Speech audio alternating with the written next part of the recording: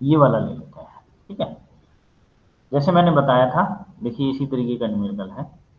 A 220 kilovolt 50 hertz three phase transmission line is 50 kilometre long. तो ये तो data दिया है ट्रांसमिशन लाइन का। द रेजिस्टेंस वोल्टेज दे रखा है, तो मैंने कल आपको बताया था कि इस तरीके से थ्री फेज ट्रांसमिशन लाइन चूंकि दिया ही हुआ है, तो ये जो वोल्टेज होगा वो लाइन टू लाइन होगा, इसकी फ्रीक्वेंसी 50 हर्ट्ज होगी, और इसकी लेंथ चूंकि 50 किलोमीटर लॉन्ग है, तो हमने 80 किलोमीटर का दायरा क्या रखा था, शॉर्ट ट्रांसमिशन लाइन। तो इससे आप अंदाजा लगा सकते हैं कि इसके एनालिसिस हमें किस ढंग से करना है, शॉर्ट ट्रांसमिशन लाइन के हिसाब से करना है। The resistance per phase is 0.15 ohm per kilometer, resistance इतना है, इंडक्टेंस इतना है, and the shunt capacitance is negligible. तो ऑब्वियसली कि शंट कैपेसिटेंस तो नेग्लेक्ट ही हम कर सकते हैं। Use the short line model to determine the voltage and power at sending end. Sending end में वोल्टेज कितना होगा, पावर कितना होगा, voltage regulation and efficiency when line is supplying a three-phase load of 400 MVA 220 kilovolt at 0.8 power factor lag. तो इसको चाहे तो आप इसका स्क्रीनशॉट ले लीजिए, ये प्रॉब्लम बहुत ही अच्छी प्रॉब्लम है। इस तरीके की प्रॉब्लम आप कर लीजिए तो आपको काफ़ी आइडिया हो जाएगा। इस तरीके की एक दो प्रॉब्लम आप जब कर लेंगे तो मुझे लगता है कि आपको काफ़ी अच्छा आइडिया हो जाएगा। तो इसमें हमें क्या करना पड़ेगा, वही सेम जैसे मैंने आपको बताया था। तो जो हमारा पहला चाहे तो आप स्टेप लिख लीजिए कि जनरली ऐसे रहता है, ऐसा नहीं कि सारी प्रॉब्लम्स इसी तरीके की रहेंगी, एक बहुत सीधी सीधी सी प्रॉब्लम है। कई बार क्या होता है कि ये पर किलोमीटर ना देके आपको आपको क्या होगा कि कॉन्फ़िगरेशन दे दिया जाएगा, तो आपको रेजिस्टेंस और कैपेसिटेंस भी निकालना पड़ेगा, वो चैप्टर नंबर 1 के हिसाब से निकालना पड़ेगा। तो ये हो गया। अब हम लोग क्या करते हैं, ये ट्रांसमिशन लाइन का जो मैंने मॉडल बनाया था, V S sending end voltage current R J X I V R, ठीक है। और इसमें ये पूछने में हेजिटेट मत करिए कि सर ये तो बहुत छोटी चीज है और सर्किट थ्योरी की चीज है, अब मैं कैसे पूछूं, तो ऐसा हेजिटेशन मत किया करिए, ठीक है। एटलीस्ट मेरे सामने करने की जरूरत नहीं है। मैं कभी ये नहीं कहता बच्चों को कि ये भी नहीं आता वो भी नहीं आता। ये अगर आप नहीं पढ़ेंगे, नहीं रिवाइज करेंगे तो कोई भी भूल सकता है, मैं भी भूल सकता हूँ, तो उसमें कोई बड़ी आश्चर्य वाली बात नहीं है। आप पूछ लीजिए, कोई भी कितनी भी छोटी चीज है, you can ask. Receiving end voltage हमने क्या किया, 220 वोल्टेज, ये हो गया 220 किलो वोल्ट, ठीक है। तो 220 किलो वोल्ट का रिसीविंग एंड वोल्टेज ही दिया होता है, उसकी फेज वैल्यू हमने कन्वर्ट कर दी, ये हो गया वोल्टेज पर फेज। इम्पीडेंस जेड फेज, ठीक है, जेड पी एच पर फेज का जो इम्पीडेंस है वो आपको दिया हुआ है, रेजिस्टेंस दिया हुआ है, और ये पर किलोमीटर की वैल्यू दी है, 50 का इसमें मल्टीप्लाई कर देंगे तो ये जो है पूरी आर और ये आ जाएगा आपका। देखिए 50 का 50 का मल्टीप्लाई कर दिया तो R plus J omega L आ जाएगा। तो ये इम्पीडेंस इन्होंने निकाल लिया है, ये फेज वैल्यू ये उसमें पोलर में निकाल लिया। आप चाहें तो ऐसे ही कर दीजिए, क्योंकि फिर आप कैलकुलेटर से कैलकुलेट करेंगे इस चीज को आप कैलकुलेट करेंगे तो वो फिर आपके लिए भी काफी टाइम कंज्यूमिंग हो जाएगा। तो 7.5 प्लस जे 20.885 ऐसे ही लिखा रहने देंगे तो भी कोई समस्या नहीं है। अब हमारा क्या है, जैसे देखिए वही प्रोसीजर है जो हमने कल बताया था, रिसीविंग पावर फैक्टर 0.8 है, आई हम निकाल लेंगे। आई थ्री फेज है चूंकि सर्किट, याद रखिए थ्री फेज है सर्किट ये, तो थ्री फेज के लिए जो हम आई निकालेंगे, तो थ्री फेज की आई क्या होता है, देखिए अब हमें थोड़ा सा पेन लेना पड़ेगा, ना पेन लिए अब आपको जाना मुश्किल हो जाएगा। अच्छा, अब आई आई कैसे निकला, क्योंकि ये जो पावर है पी थ्री फेज है ना, पी थ्री फेज क्या होता है, चल नहीं रहा वही पेन, चल गया। कोई बता सकता है थ्री फेज पावर का फॉर्मूला क्या होता है, एनीबडी? सर √3 VI cos हाँ पाई। बताओ, very good, root three V I cos phi, root three. अब वी कौन सा वी होगा, ये लाइन वाला या फेज वाला, ये इंपॉर्टेंट है। है √3 vi cos phi में, सॉरी ये आई होगा, काट देता है, ठीक है, VL IL, ये ध्यान रखिएगा थोड़ा सा ना, cos phi ऐसे होगा, क्योंककि जब अगर आपको ये चीज ध्यान आएगी तो ही cos phi √3 VL IL cos phi, ये देखिए याद रख लीजिए, क्योंकि ये यहाँ पर बड़े गलत होने के चांस होते हैं, इसलिए हम बता रहे हैं। अब बुक में तो नहीं लिखा है, ये फॉर्मूला याद रखिए, ये लाइन वोल्टेज के टर्म्स में है √3 VL IL cos phi, और फेज वोल्टेज के टर्म में क्या होगा, एनीबॉडी? अगर दोनों क्वांटिटीज फेज वोल्टेज के टर्म्स में लेंगे तब क्या होगा, P VP, क्योंकि एक फेज का वोल्टेज है, तीनों फेज का वोल्टेज निकालेंगे तो ये होगा। ये तो फॉर्मूले हैं, ये हम बहुत ज्यादा इसमें डिटेल में नहीं जाने वाले हैं, ठीक है, ये याद कर लीजिए और लिख भी लीजिए कहीं। तो ऑब्वियसली IL, क्योंकि जो जो भी करंट है ये हमने माना है कि जो ट्रांसमिशन लाइन में करंट है तो वो तो स्टार के ही एज्यूमशन से चलती है, सोर्स हमारा स्टार में ही होता है, तो IL is equal to I phase ही हो जाएगा, उसको आई ही हम बोल देते हैं, इसलिए हमने यहाँ आई लिख दिया। तो ये यहाँ से आई क्या हो जाएगा, P3 phase divided by √3 VL, ठीक है, N2 cos phi। तो P3 फेज, देखिए होता क्या है बुक में यही दिक्कत होती है कि आपको ये लिख दिया, अब समझना आपको है कि ये आया कैसे, बस। तो एक क्वेश्चन में मैं समझा देता हूँ, बाकी क्वेश्चंस को अगर आपको एक में समझ में आ जाएगा तो बाकी में कोई आपको समस्या होने वाली नहीं है, क्योंकि यही जहाँ यहाँ बस बच्चे गलती कर देते हैं। यहाँ पर कई बार क्या होता है कि √3 तो लगा देते हैं और वी आई, जैसे आपने बताया VI cos phi, तो VI cos phi लिख देंगे आप, V क्या, फेज या लाइन, आई क्या, फेज या लाइन। कुछ बच्चे ये वाला फॉर्मूला लगा देते हैं V3 VI cos phi, लेकिन ये भूल जाते हैं कि ये V क्या है और ये I क्या है। तो ये बहुत क्लैरिटी होनी चाहिए आपके साथ में कि ये 3 फेज पावर का ये फॉर्मूले होते हैं। लाइन वैल्यूज में लेना है तो ये फॉर्मूला होगा, फेज वैल्यूज में लेना है तो ये फॉर्मूला होगा, ठीक है, बाकी कोई दिक्कत नहीं है, ये याद रखिए हमेशा। तो √3 हो जाएगा, तो देखिए ये जो V है VL, इसलिए ये VL सीधे ही सीधे ले लिया हमने, इसको डिवाइडेड बाई √3 वगैरह वगैरह कुछ किया नहीं।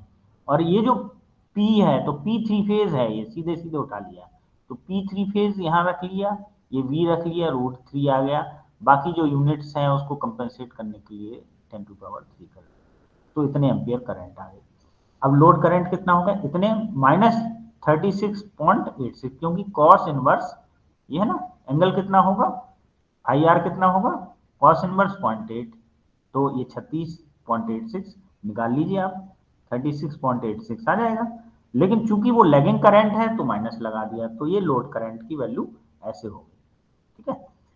अब इन्होंने इसको भी कॉम्प्लेक्स में लिख लीजिए, आप लोगों को जरूरत नहीं है कि इसमें कन्वर्ट करें, मैंने आपको पहले बताया था अगर टाइम बचाना है तो फिर बस जो जिसमें आ जाए, पोलर में आ गया, इजीली पोलर में आ गया, इसको लिखा रहने दीजिए। बहुत सारे बच्चों को मैं देखता हूँ कॉपी में कि वो क्या करते हैं ना, ऐसे पढ़ लेते हैं फिर रट लेते हैं, साहब इसने इसमें ही कन्वर्ट किया तो मैं भी करके ही रहूंगा, और वो उसमें समय अपना वेस्ट कर देते हैं, फिर कहते हैं सर टाइम कम हो गया, ये हो गया। अब आते हैं फॉर्मूला लगा देते हैं, VS equal to VR plus IZ, ये सारी वेक्टर क्वांटिटी है, याद रखिए, क्योंकि ये बुक है, कैपिटल में लिखा है, बोल्ड में लिखा है, तो हमें समझ जाना चाहिए कि ये वेक्टर क्वांटिटी है। तो VS, क्योंकि VS इक्वल टू क्या है, VR का एंगल 0 ले लिया हमने, इसलिए इन्होंने कुछ दिखाया नहीं यहाँ पर, ठीक है। आप अब जब आप करना तो इसमें एंगल 0 लिख देना, ये भी जरूरी होता है, ठीक है, ताकि इससे ये लगे कि ये आपने बेस क्वांटिटी ली है, ये जरूरी है, तो ये अपने में ऐड कर लीजिए। फिर आई को उठा करके ये पोलर वाला, देखिए रखा तो उन्होंने भी पोलर में, लेकिन ये जबरदस्ती लिख दिया, अब इसमें मेहनत करने की जरूरत क्या है, ये जरूरी नहीं है, बुक में ये फालतू में लिखा हुआ, ठीक है, सीधे आप लिखिए, ये पोलर में लिख दिया, और जेड को भी ऐसे लिख दिया। वैसे भी मल्टीप्लिकेशन में आप जानते ही हैं, पोलर में तो ज़्यादा इजी होता ही है, तो ऐसे कर दिया हमने, ऐसे कर दिया, तो ये वैल्यू आ गई हमारी VS की। अब चूंकि इसको पोलर में ही लिखना पड़ेगा, मैंने बोला था आपको पोलर में लिख लीजिए, ताकि एंगल भी आपको पता चल जाए और इसका ये मैग्नीट्यूड, क्योंकि यही मैग्नीट्यूड आपके काम आने वाला है वोल्टेज रेगुलेशन निकालने के लिए। ठीक है, आगे चलते हैं। तो वी एस की फेज वैल्यू आई, और ये भी ध्यान रखिए ये कौन सी वैल्यू आई, ये फेज वैल्यू आई, लाइन वैल्यू नहीं आई। क्यों? क्योंकि ये जो वोल्टेज का हमने एक फेज का ही बनाया और वी आर फेज वैल्यू ही लिया था, ये है। देखिए कर सारे ही बच्चे लेते हैं, मैं आपको बताऊं 90% स्टूडेंट सवाल को हल कर लेते हैं, इसमें कोई भी समस्या है नहीं, सीधा सीधा मेथड है। जो गलती करते हैं उनमें से वो जो सही होता है, कह लीजिए 20% ही बच्चों का सही होता है। गलतियां कहाँ कहाँ कर देते हैं, वी आर का वी फेज नहीं लेते हैं। ठीक है, ये तो चलो सही लिख देते हैं, यहाँ पर ये फालतू की चीजें लिखते रहेंगे, है ना। ये फिर आई में यहाँ फार्मूले में गलती कर देते हैं।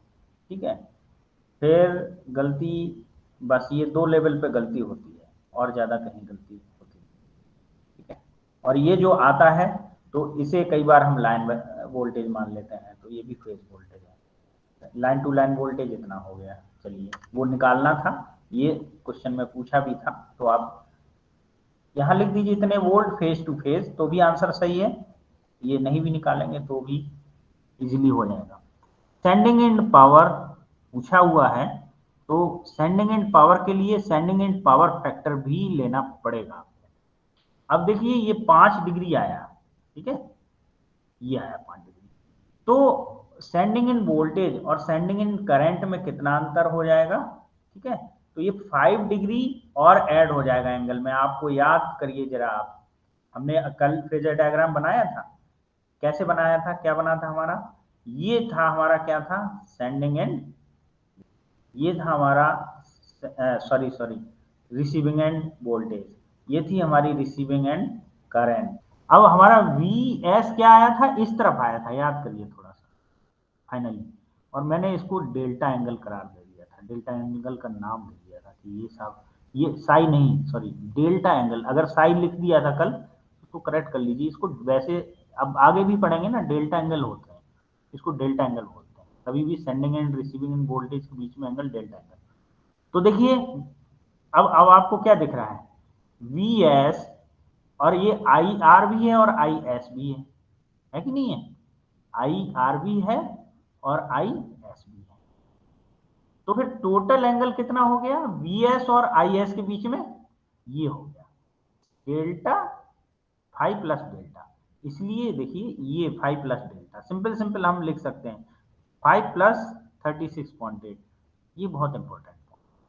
इसलिए सेंडिंग एंड पावर कितना हो गया, √3 वी एस आई और कॉस फाइव। अब ये वाला वी क्या है, फिर यहाँ पर हम गड़बड़ करने वाले हैं या गड़बड़ कर देंगे बच्चे, जब तक कि हमें ये वाला फॉर्मूला याद नहीं है। जब √3 लगाए तो वी क्या है, लाइन वोल्टेज, तो वी एस लाइन वोल्टेज लिखना पड़ेगा, यानी जो ये वाला वोल्टेज मत लिख देना, ये लाइन वोल्टेज 254 वाला, तो ये लिख दिया हमने।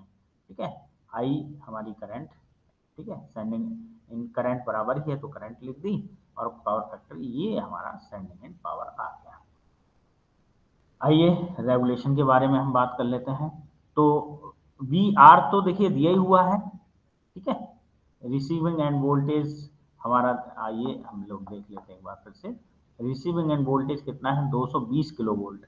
तो 220 किलो वोल्ट को हमने कहीं ना कहीं देखिए 220 को हमें हमने कन्वर्ट किया ही हुआ है, वी आर को 127 इस तरीके से किया हुआ है, और इन्होंने लाइन वैल्यू लिख ली है, उससे खैर कोई फर्क नहीं पड़ता है, क्योंकि वोल्टेज वोल्टेज है, अगर या तो सारी लाइन ही फिर ले लीजिए और या फिर सारा फेज ले लीजिए। तो मैं तो ये सजेस्ट करता हूँ कि चूंकि फेज ले लीजिए तो ज़्यादा अच्छा है। तो क्योंकि इन्होंने जब फिर ये लाइन में कन्वर्ट कर लिया ना, इसकी वैसे ज़रूरत थी नहीं, खैर एनीवे, और चूंकि ये वाला फॉर्मूला भी लगाया इसलिए ज़रूरत पड़ गई इनको। तो क्या किया इन्होंने, लाइन की ही वैल्यूज ले ली। तो ये भी ध्यान रखना है कि आप ले सकते हैं, दोनों लाइन की वैल्यू ले लीजिए, दोनों फेज की ले लीजिए। तो जनरली मैं प्रीफर करता हूँ कि फेज की वैल्यू लेना, आप लाइन की भी ले सकते हैं। इस क्वेश्चन में लाइन की वैल्यू ली है, तो ये लाइन की अगर ले ली तो ये भी फिर वी एस लाइन की ही लेनी पड़ेगी। ये जो कैलकुलेट आया ये नहीं लेना है, फिर ये 254 लेना पड़ेगा, देखिए 254 लिया इन्होंने, ठीक है, फिर ये तब आएगा, ये आया, इतना आया। अब लाइन लॉसेस कल मैंने बात की थी 3 का मल्टीप्लाई करना पड़ेगा, ये बात की थी मैंने, क्योंकि 3 फेज में आई स्क्वायर इंटू आर, ये लाइन लॉसेस हो गया। तो वही फॉर्मूला लगा देंगे हम, आउटपुट पावर, ठीक है। अब output power upon output power plus losses. अब आउटपुट ये दिया क्या है लोड के बारे में देखें जरा क्वेश्चन में, 400 MVA लोड दिया है, मेगा वोल्ट एम्पियर में दिया है, पावर नहीं है ये, है ना, पावर नहीं है ये, केवल वोल्ट एम्पियर है। तो वोल्ट एम्पियर है तो पावर में cos फाई का मल्टीप्लाई करना पड़ेगा, तो हमने cos फाई का मल्टीप्लाई कर दिया मेगावाट में, mega mega mega volt ampere है तो मेगावाट हो जाएगा, ये भी मेगावाट हो जाएगा, ठीक है। और लॉसेस भी मेगावाट में आ गए, तो सब कुछ फिर मेगावाट में लिखना पड़ेगा। और ये भी 3 फेज लॉस है, ये 3 फेज पावर, ये 3 फेज पावर, तो ये आ गया। तो आई होप कि इसमें समझ में आ गया होगा। अगर किसी को भी इसमें डाउट है इस क्वेश्चन में कहीं पर भी, तो आप पूछ लीजिए। और कौन है, आयुष्मान? सर वो लॉसेस पूछ रहे थे, वो लॉस कैसे आए थे उसके अंदर। हाँ, एक मिनट, लॉस कैसे, देखिए यहाँ पर देख लेते हैं सर्किट में, इसमें लॉस का क्या फॉर्मूला होगा, आई स्क्वायर इंटू आर होगा, नहीं होगा? सिंपल सी बात है, yes I sir. Square into R, क्योंकि लॉस इसमें तो होंगे नहीं, लॉस लॉस तो रेजिस्टेंस में ही होंगे, तो ओमिक लॉस ही होगा। तो ओमिक लॉस का फॉर्मूला क्या है, आई स्क्वायर इंटू आर। अब चूंकि ये सिंगल फेज का मॉडल है, तो एक फेज में आई स्क्वायर इंटू आर होगा, तो 3 फेज में 3 आई स्क्वायर आर होगा, ठीक है। तो 3 इंटू आई स्क्वायर आर, तो 3 आ गया। आई हमने पर फेज करंट हमने कैलकुलेट कर ही ली थी, ये देखिए पर फेज करंट यहाँ था, ये आई देखो कितना आया मैग्नीट्यूड आई का, 1049.73। पावर फैक्टर से मतलब नहीं है इसमें, तो वही रख दिया हमने 1049 स्क्वायर। और आर देखो, पूरा आर लेंगे से, देखो आर कितना आ रहा है, देखो डेटा में दिया हुआ है, आर दिया हुआ है 0.15 ओम पर किलोमीटर, इसमें 50 का मल्टीप्लाई कर दो, ठीक है, तो ये आर आ जाएगा। ये आ गया आर, आ गया, ये हो गया इतना, ठीक है, ये तो ओके। Yes sir. और किसी को कुछ पूछना है इसमें, क्योंकि ये सर क्वेश्चन में सब कुछ है ना। सर कई बार कई बार आपसे इनपुट पावर फैक्टर भी पूछ लिया जाता है, वो भी इसमें है। अब बताइए इसमें और क्या समझ में नहीं आया। सर बताओ बताओ। सर इसमें करंट जो फाइंड करी थी ना, ये वाली बता दी एक बार पावर से। अच्छा अच्छा, देखिए करंट हमने फाइंड की, चूंकि ये 3 फेज सर्किट है, तो ये वाला फॉर्मूला लगा दिया, P 3 phase equals to √3 VL IL cos phi. क्यों ये फॉर्मूला होता है, ये आपने सर्किट थ्योरी में पढ़ा हुआ होगा, है ना, लाइन वैल्यूज हैं ये सारी। तो इसी से हमने करंट निकाल ली, IL निकालेंगे तो इसी फॉर्मूले से क्या होगा, ये सारी नीचे ले जाएंगे, ये हो जाएगा फॉर्मूला, क्या बन जाएगा, P3 phase divided by √3 divided by VL और cos फाई, ये सब डिनोमिनेटर में आ जाएंगे। √3 VL cos phi denominator, 3 phase power आ जाएगा। तो 3 फेज पावर कितना है, ये है, देखो आई। अब इसमें चूंकि थोड़ा ज्यादा सिंप्लीफाई कर दिया ना, इसलिए आपको थोड़ा सा गड़बड़ लग रहा होगा। इसमें क्या था कि 3 फेज पावर नहीं दिया है, ये MVA दिया है, 400 MVA, तो 400 तो दे दिया, तो किलोवोल्ट इंटू कॉस फाई भी लिखना था, लेकिन इन्होंने इसलिए नहीं लिखा कि अभी मैं बता रहा हूँ, नीचे भी आ गया ना कॉस फाई, तो वो कॉस फाई कैंसिल हो जाएगा, ठीक है ना। तो कॉस फाई कैंसिल हो गया, √3 और VL आ गया, तब ये इतनी करंट आ गई, ठीक है। अगर पावर दिया होता तो फिर यहाँ में कॉस फाई लिखना ही पड़ता।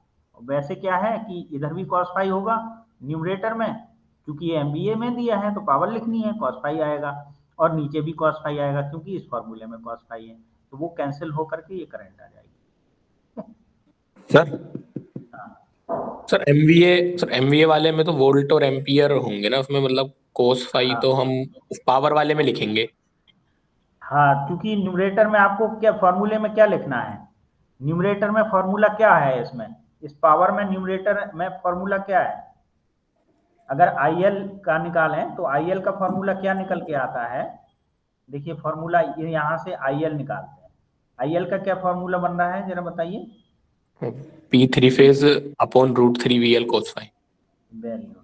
P3 फेज, ठीक है, डिवाइडेड बाई √3 है, फिर VL cos phi। cos phi, यही है ना। अब आपको दिया Yes। क्या है? Volt ampere. वोल्ट एम्पियर दिया है, तो P3 फेज कैसे बनेगा? वो अपॉन cos phi है sir. P3 phase upon phi है। P3 फेज कैसे बनेगा? वोल्ट एम्पियर में क्या करना पड़ेगा? cos phi से डिवाइड, मतलब डिवाइड, मल्टीप्लाई कर देंगे, मल्टीप्लाई, मल्टीप्लाई कर देंगे। मल्टीप्लाई करना पड़ेगा ना, डिवाइड थोड़ा करेंगे। VI तो दिया ही हुआ है, cos phi और कर देंगे, क्योंकि P क्या होता है? P equals to VI cos phi, है ना। Yes sir. तो VI तो दिया ही हुआ है ना, cos phi का और मल्टीप्लाई कर देंगे। तो क्या होगा, ये जो VI दिया है इसमें हम cos phi का और मल्टीप्लाई कर देंगे, तो ये पावर हो जाएगा हमारा, है ना। मैं C ही लिख दे रहा हूँ, थोड़ा टाइप करने में दिक्कत हो रही है, तो C मान लीजिए cos phi लिख दिया हमने। फिर डिनोमिनेटर में √3 आ गया, VL का मतलब 220 ही आ गया किलो वोल्ट में, क्योंकि ये इसको भी हमने किलो वाट में कन्वर्ट कर दिया, cos phi और 10⁻³ कर दिया, तो किलो वाट में आ गया। √3 कर दिया, 220 कर दिया किलो, ये भी यूनिट हमें सेम रखनी है, यूनिट का भी बहुत ध्यान रखिए। देखिए मेगा था तो किलो में कन्वर्ट कर दिया, ये किलो में ही है तो किलो किलो में आ गया, तो समस्या नहीं है। फिर cos phi का यहाँ भी है, तो cos phi यहाँ C और लिख देते हैं, तो ये वाला जो C है और इस C से कैंसिल हो जाएगा, तो ये फाइनल इतना ही आएगा, 400 × 10⁻³ डिवाइडेड बाई √3 × 220, ये आंसर आएगा। Is it okay? Yes sir. अभी भी कोई डाउट है तो कोई बात नहीं, आई एम देयर जब तक आपका डाउट क्लियर नहीं होगा। Yes sir.